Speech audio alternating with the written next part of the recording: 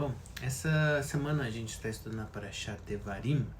Ela marca o início do quinto e último livro da Torá, chamado Sefer Devarim, né? Ou em português, Deuteronômio.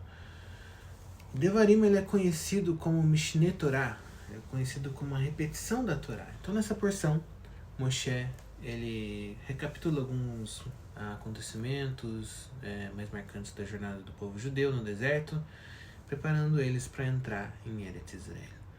Então, tradicionalmente, a Parashat Devarim ela é sempre lida no Shabat anterior ao jejum de Tisha B'Av, que é o dia mais triste do calendário judaico, quando é lembrado a destruição dos dois Beit HaMikdash, dos dois templos sagrados, e também outras tragédias que infelizmente aconteceram com o povo judeu.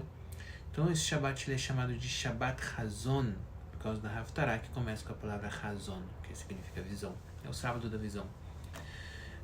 Que fala sobre uma dura profecia de Yeshayahu, sobre a destruição de Jerusalém.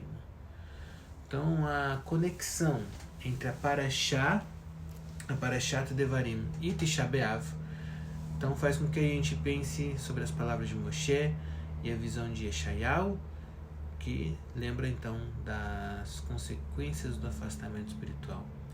Mas também lembra do poder do retorno, da teshuvá, da esperança pela reconstrução, porque esse livro, Devarim, ele é um livro de Mussar maravilhoso. É um livro que traz não só Mussar, mas também uma Emuná B'Hashem. Então ela começa falando o seguinte: ele é Devarim Asher Diber Moshe. Então essas são as coisas, essas são as palavras que Moshe falou, né, a todo o povo judeu, que fala Al-Kol Israel. Então o Rashi ele começa falando o seguinte, ele começa falando assim: uma vez que são palavras de repreensão, o Moshe, e Moshe enumera aqui todos os lugares onde eles despertaram a ira de Hashem, por isso não fez nenhuma menção explícita dos incidentes nos quais transgrediram, mas fez apenas um remes, fez apenas uma alusão a eles por respeito a Israel, a fim de não angustiá-los. Então se Moshe está falando por alusões, por que depois ele começa a falar explicitamente? Se a gente continuar falando, não, vocês fizeram isso, vocês fizeram aquilo, eu só falar abertamente. Então isso a gente pode tirar também, que quando a gente vai repreender alguém, deve ser através de alusões também. É porque a repreensão ela tem que aproximar quem está longe, não distanciar mais. Assim como está em Masechet Arachim, na página 16b, se a pessoa destruiu a pessoa criticada, ele não fez nada mais do que uma haverá. Então, se antes a pessoa estava fazendo alguma coisa errada porque ela não sabia, e depois da repreensão ele não pegou isso como uma construção, ele vai continuar fazendo, mas agora sabendo que está errado. Então, se a pessoa não tem capacidade de ser criticada, é melhor não criticar, não critica. Então conta a história. No final de uma serra que tem na página 55b, no começo da página 56a, conta a história sobre Kamtza e Bar Kamtza. Então Jerusalém ela foi destruída por causa de Kamtza e Bar Kamtza. Isso é porque havia um homem cujo amigo se chamava Kamtza e o inimigo se chamava Bar Kamtza. Então uma vez ele fez uma festa e ele falou assim, ele falou pro servo dele: meu servo, traga para mim Kamtza, meu grande amigo. O servo foi e por engano ele trouxe Bar Kamtza, ele trouxe o inimigo. Então o homem que estava organizando a festa, ele veio, de repente quem que ele encontrou? Bar Kamtza. Bar Kamtza sentado na festa. O anfitrião falou para Bar Kamtza: você é meu inimigo. O que você está fazendo aqui? Some daqui! Não quero você na minha festa. Bar Kamtza falou para ele: olha só, meu amigo, como eu já vim, deixa eu ficar. Eu vou te dar dinheiro de tudo que eu comer, de tudo que eu beber. Só não me envergonha na frente de todo mundo. Não me envergonha mandando eu para fora da sua festa. Como a gente aprende em Masechet Baba Metzia, na página 58b, Fala que é proibido envergonhar uma pessoa em público. Então, Bar Kamsa estava certo aqui. Por favor, não me envergonhe em público. O anfitrião falou pra ele, não. Você tem que ir embora daqui. Bar Kamsa falou pra ele assim, eu vou te dar dinheiro pela metade da festa. Metade da festa pode deixar que eu pago, só não manda eu embora. Não me envergonhe na frente de todo mundo. O anfitrião falou pra ele, não tem conversa, você tem que ir embora.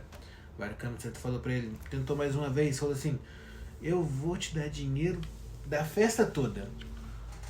Eu vou pagar a festa. Apenas me deixa ficar. O anfitrião falou pra ele, não, você tem que ir embora. Eu não quero você aqui. Então, finalmente, o anfitrião, ele perdeu a paciência, pegou Bar Kamsa pela mão, levantou ele e jogou ele para fora da festa. Depois de ter sido expulso da festa, Bar Kamsa, ele pensou consigo mesmo, ele pensou naquilo e falou assim, os Rahamim, os sábios, estavam lá, estavam sentados lá, e eles não fizeram nada contra as ações do anfitrião. E eles viram como aquele anfitrião me humilhou. Acho que pelo jeito eles estavam satisfeitos com o que ele fez. Então eu vou fazer o seguinte, eu vou informar contra eles pro imperador. Chegou pro imperador, falou assim, imperador, os judeus se rebelaram contra você. O imperador falou pra ele, mas quem falou isso pra você? Quem te disse isso? Bar Kamsa falou pra ele assim, vai, testa eles. Envia pra eles uma oferta para ser trazida em homenagem ao governo e vê se eles vão sacrificar. O imperador foi e enviou com ele, né, com Bar Kamsa, um bezerro. Enviou um bezerro de 3 anos. Então, enquanto Bar Kamsa estava levando o bezerro para o templo, ele fez uma mancha no lábio superior do bezerro. Né? Alguns dizem que não era no lábio, era uma mancha em suas pálpebras, mas não importa o lugar, porque pela Lahá, uma mancha é uma mancha.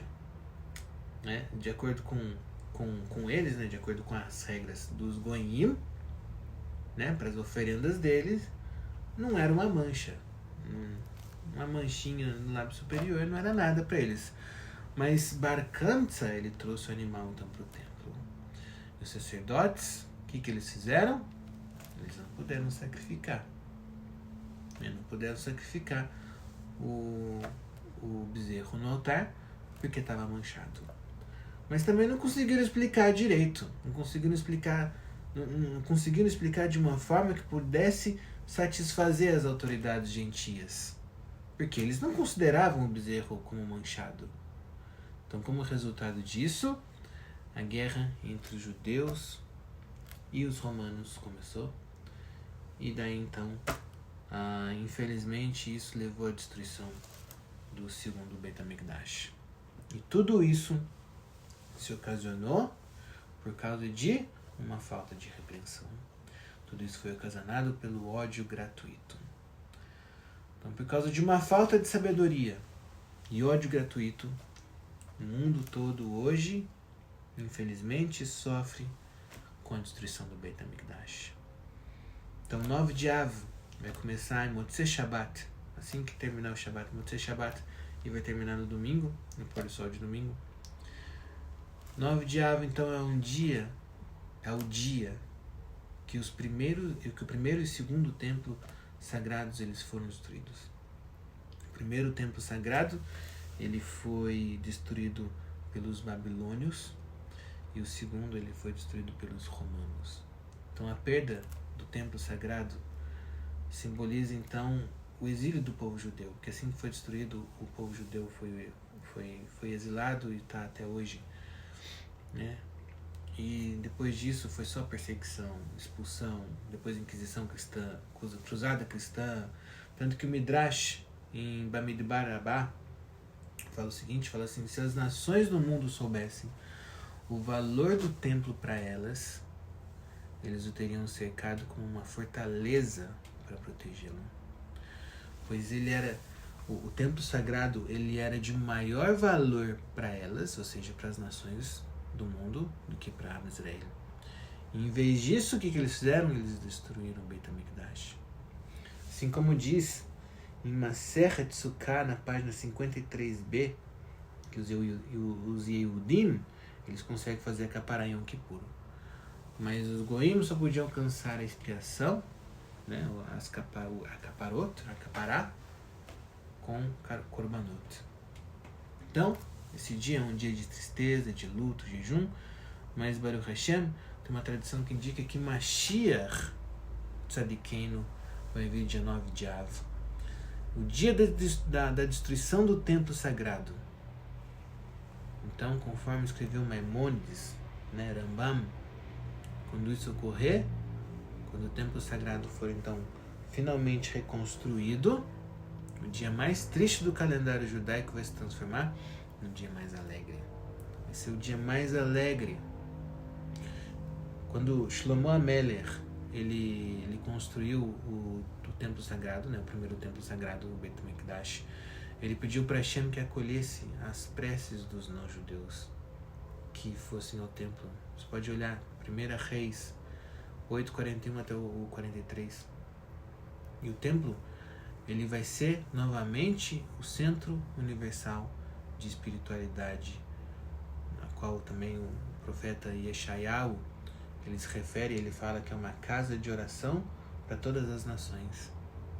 Então, Yeshayahu, Isaías 2:2. Então, é de extrema importância para o mundo todo que o templo, que o Beit HaMikdash seja reconstruído. Então, que seja logo, que seja breve, que seja já. Amém.